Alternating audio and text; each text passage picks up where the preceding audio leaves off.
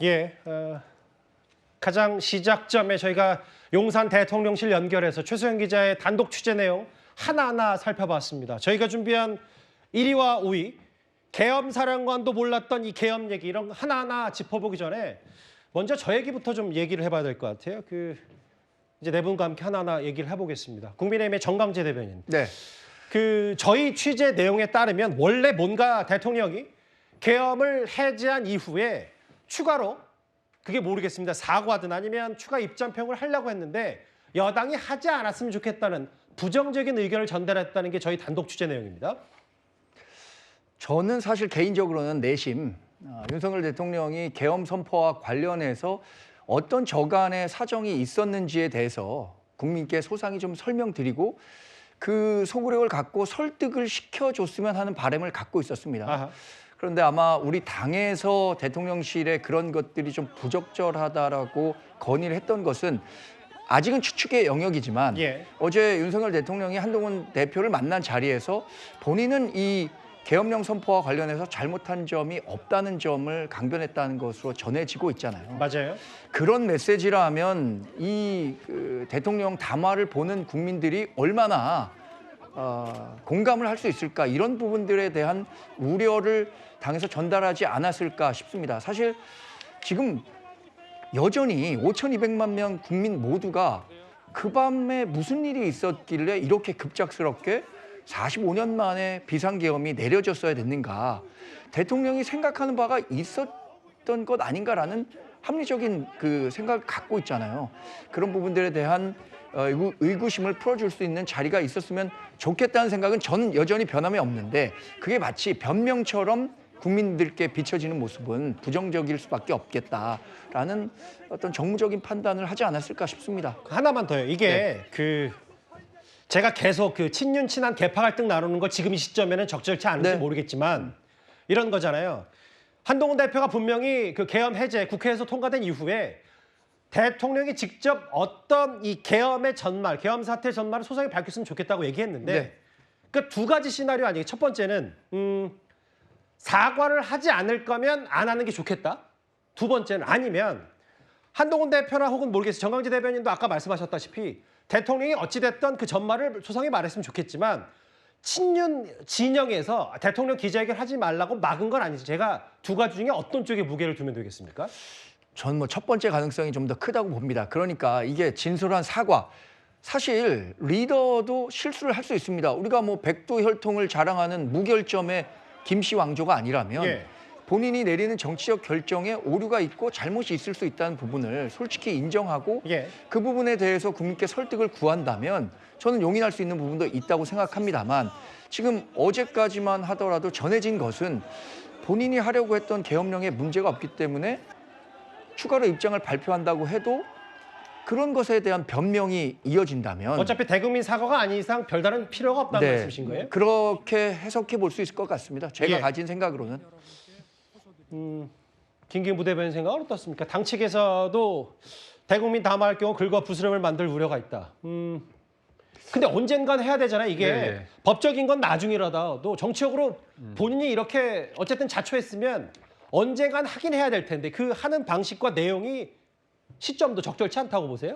저는 사실 가능한 빨리 했으면 좋겠다는 게 제 입장이고, 굳이 좀 미룬다면 표결 7일 이후에 표결이 끝난 탄핵이 부결된 다음에 대통령이 그때 입장을 또 내는 게 어떨까? 그렇지만 저는 가능한 빨리 하면 좋겠다고 봅니다. 그러니까 정광재 대변인님은 이제 변명 이렇게 말씀하셨는데, 사실 대통령의 인식과 국민의 인식이 다른 부분은 저는 인정을 하고 그 부분에 대한 어떤 유감 표명은 저는 해야 된다고 분명히 말씀드립니다.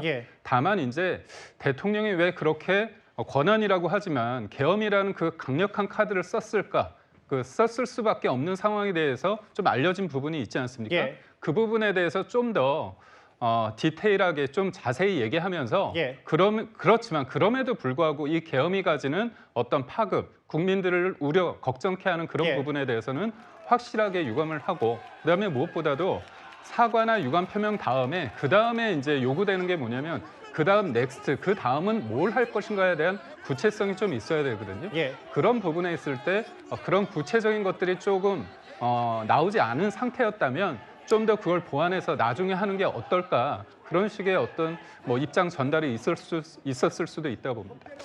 그러니까 이제 저기 지금 자막에 나오는 것처럼 만약에 이렇게 되면은 계엄 선포 해제 이후에 가장 처음 담화가 될 텐데 그걸 배경 설명을 하려 했지만 여당에서 좀 부정적이고 이게 대국민 사과 성격이 아니기 때문에 부정적이었다. 이게 저희 채널의 단독 취재 내용으로 알려진 사실이고 조금 전에 용산 대통령실에서 최수영 기자가 연결했을 때 또 하나의 단독 취재 내용이 하나 더 있어요. 조기현 부위원장님. 잠시 뒤에 만나볼 텐데 이제 박안수 계엄사령관, 전 계엄사령관이 됐죠. 박안수 계엄사령관, 박안수 육군참모총장이 본인이 사의를 표명했는데 대통령이 반대했다. 뭐 이런 내용도 새롭게 알려졌습니다. 그러니까 지금 뭐 어떻게 상황이 돌아가는지 모르겠습니다. 오늘 국회 국방의 긴급 현안 질의 과정에서 나온 얘기들을 들어보면 박안수 계엄사령관 육군참모총장은 도대체 이 계엄사령관의 자리에 어떻게 임명이 됐는지 어떤 역할을 했는지조차 본인 스스로 아는 게 하나도 없습니다. 그리고 사의 표명하고 또 반려했다는 얘기까지 나오는데 예.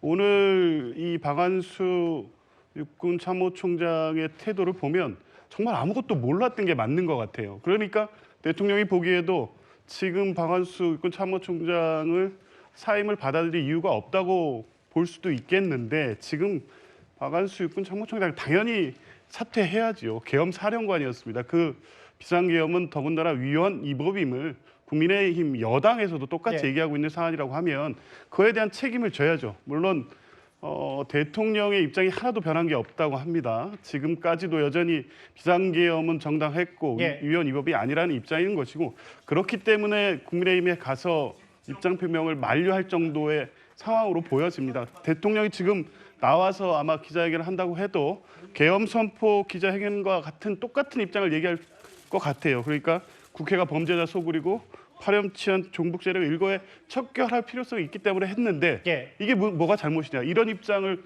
표하는 기자회견을 한다고 하면 국민의힘이 받아들이겠습니까? 말릴 수도 없는 상황이고 되돌릴 수도 없는 상황이기 때문에 예. 국민의힘은 대통령의 사과 이런 거 기대하면서 대통령을 설득할 생각 자체가 무의미하다는 사실을 좀 알아야 될 것 같습니다.